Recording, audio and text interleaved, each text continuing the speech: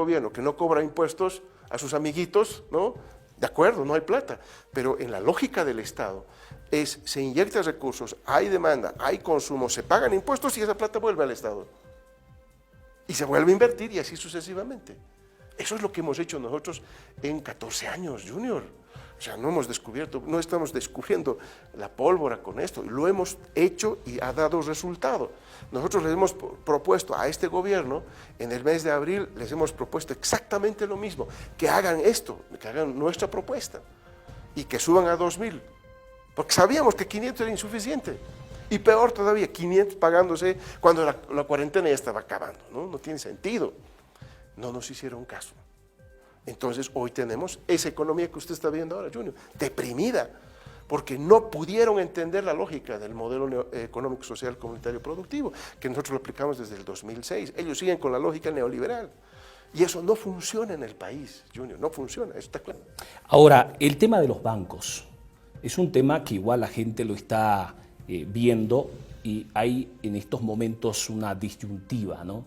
Porque sucede que hay una ley, la 1294, y aparentemente hay una disposición, un decreto que de alguna manera busca amparar a las entidades financieras. La ley dice que una vez se levante la cuarentena no se paga hasta 6 meses después, pero sucede que ahora le están buscando un juego de palabra en torno a que el asalariado sí tiene que pagar o no tiene que pagar. ¿Cómo ve usted el desenvolvimiento de las entidades financieras en esta pandemia? Bueno, yo creo que ahí ha primado más los intereses del gobierno para favorecer al sistema financiero en la reglamentación, porque para mí la ley está clara, ¿no? La ASFI interpretó a su modo y el Ministerio de Economía no hizo nada, ¿no? No hizo nada para corregir la mala interpretación de la norma.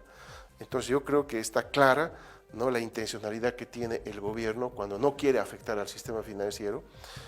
Y entiendo que se está discutiendo en la Asamblea en este momento un proyecto de ley interpretativo para darle una mejor tonalidad. Pero no se ha pensado en la población, porque la gente en estos momentos lo poco que tiene lo está guardando para la comida. Claro, no se piensa en la gente. Lo último que ha hecho este gobierno es pensar en la gente, ¿no? Ha pensado más en el bolsillo de los bancos. Mire, yo he sido sorprendido ahí cuando 10% de los recursos de los fondos de pensiones, ¿no?, llevan para inyectar a los bancos y nadie dice nada, ni la COP dice nada al respecto. Pero ahora le han entregado el 10% de los fondos de pensiones. Y nadie ha dicho nada. ¿Cuánto es eso? Estamos hablando de 1.600, 1.700 millones de dólares. A los bancos, a los bancos bolivianos. Claro. ¿Para claro. qué es eso? Para darles liquidez a los bancos. Simplemente para darles liquidez. No había otro objetivo ahí. Pero bajo esa lógica podrían esperar el pago hasta que la gente se recupere un poco, ¿no? Si les han inyectado tanta plata. Pero eso es lo que uno no entiende, ¿no? Este gobierno lo que hace es favorecer al empresariado, es un gobierno proempresarial. 1.700 millones le han inyectado. Claro, el 10%, más o menos estamos hablando de 17.000 millones de dólares que tenemos en los fondos de pensiones en este momento. El 10%, Junior, son 1.700 millones de dólares. Don Luis, créditos internacionales. El Fondo Monetario Internacional nos ha ofrecido a los bolivianos 327 millones de dólares. Hay algunos otros créditos por ahí también que están estancados. ¿Cómo ve usted? Tuto Quiroga dijo hoy que para enfrentar la pandemia se necesita apoyo, pero también la llegada de créditos internacionales. Mientras haya transparencia y no se ponga en riesgo la soberanía del país, Junior, no veo problemas en que haya endeudamiento. Pero que llegue un crédito donde está poniendo en riesgo la soberanía del país, yo creo que ningún boliviano está de acuerdo. ¿Por qué lo dice? ¿Por el FMI? Por supuesto. ¿Ah? ¿Usted ha tratado con el FMI? Claro, ¿Qué significa tener un crédito del FMI? Bueno, nosotros felizmente nunca hemos contratado un crédito del FMI. Los 14 años. Los 14 años. Pero nos endeudamos con los chinos, ¿no? Nos endeudamos con los chinos, también con el Banco Mundial, también con el BID, también con la CAF, también con Foplata. ¿Y por qué no con el FMI? Porque el Fondo Monetario Internacional condiciona los créditos. No existe un crédito del fondo que no tenga condicionalidad. Es más, si usted revisa, Junior, en todos los años que yo he sido ministro, y el Fondo Monetario venía al país, evaluaba la economía y se iba a hacer su reporte allá, y sacaba sus recomendaciones, están las mismas recomendaciones que hoy este gobierno aceptó. Pero en el caso nuestro no eran recomendaciones de cumplimiento porque no teníamos ningún programa con el Fondo Monetario Internacional. Entonces, ¿cuáles son esos dos temas que me preocupan? Uno, la flexibilización del tipo de cambio, que ellos llaman muy elegantemente Ellos piden flexibilizar, es el decir, tipo de cambio. ceder el boliviano ante el dólar. Implica, Evaluar. exactamente, implica entregar al mercado el tipo de cambio. Ellos fijan el tipo de cambio. El mercado. Porque ellos dicen, no puede fijar el Banco Central, tiene que fijarlo el mercado. Pero eso es flexibilizar el tipo de cambio. Cuando se flexibiliza, se va al mercado, se devalúa. Lo hemos visto en la Argentina, lo hemos visto en Brasil, lo hemos visto en Colombia, en varios países donde se aplicó esta receta. Entonces nosotros por eso nunca aceptamos ese tipo de recomendaciones del Fondo Monetario.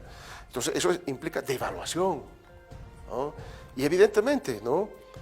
Este gobierno lo que acordó con el fondo es que durante este periodo de la cuarentena, de la pandemia, que no iba a haber devaluaciones, que no iba a haber ajustes de balanza de pagos ni del déficit fiscal, ¿no?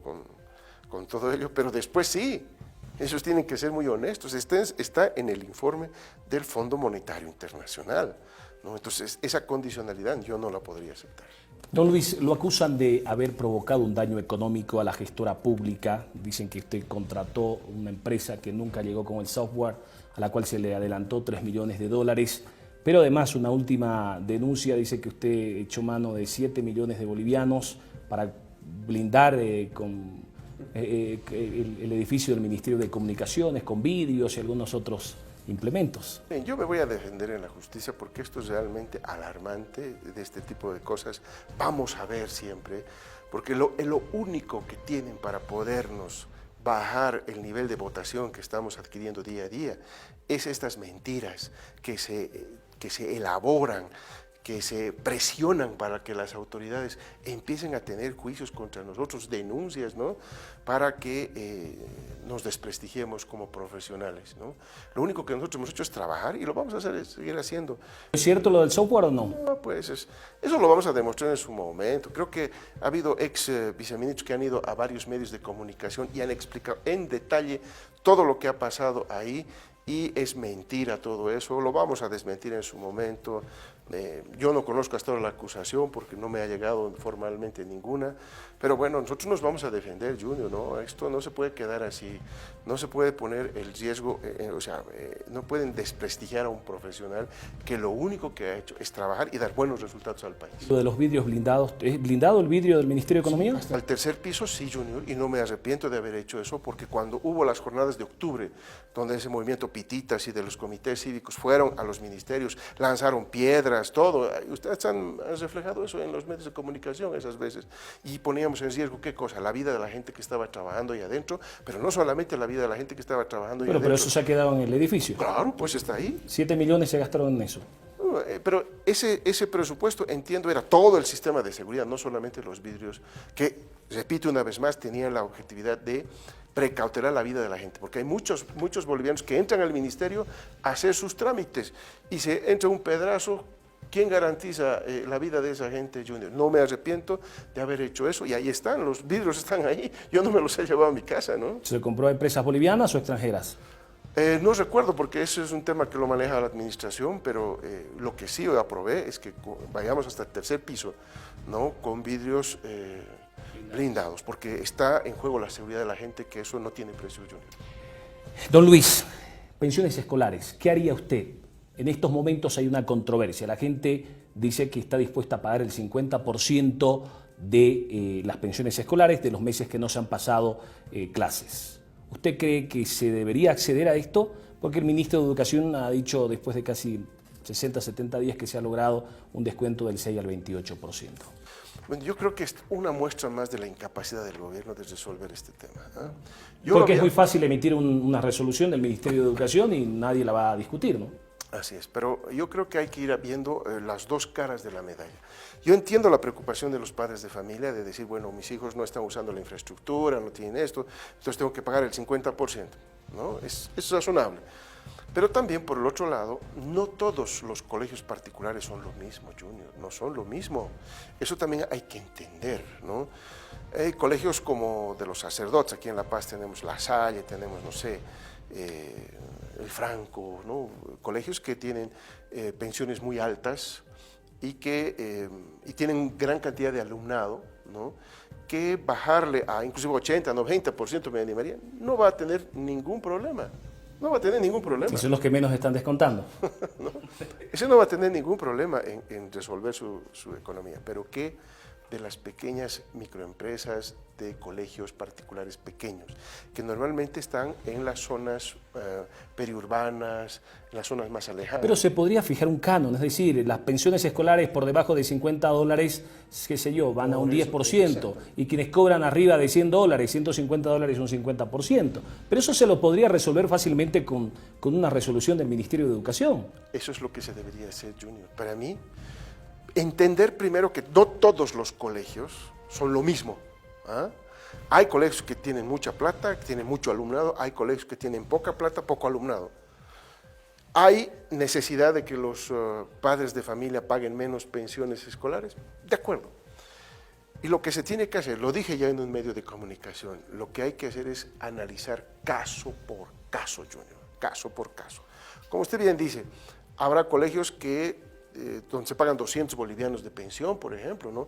Y decir que pague 100 bolivianos, eso pone en serios riesgos a la empresa, ¿no?, al colegio privado, que es pequeño, ¿no? Pero el que paga 200, el que cobra $200 puede bajar a 100. Así es, así es. Ese es el análisis que hay que hacer, ¿no?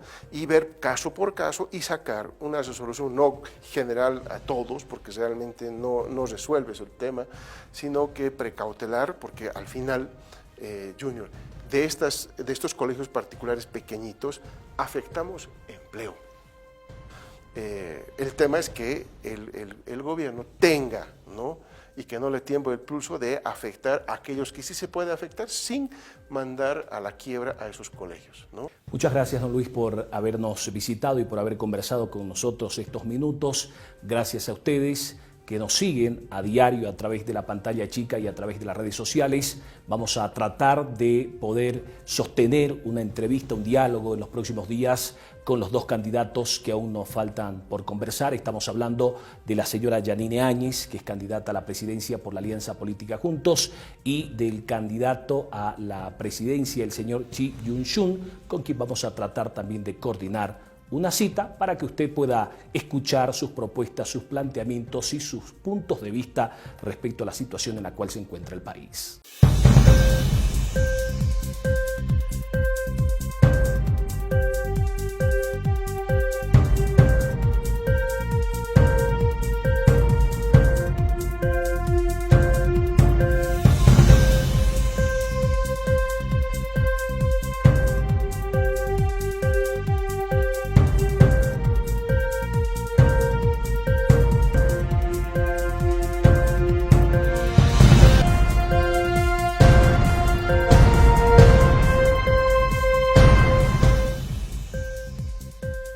Un nuevo ciclo de periodismo, comprometidos con tu verdad. Ahora en la pantalla chica y en redes sociales, participando con nuestros miles de seguidores, y aún seguimos creciendo. Análisis e investigación. Problemática social. Tu verdad política. Comprometidos con tu opinión. Detrás de la verdad. Detrás de la verdad. Detrás de la verdad.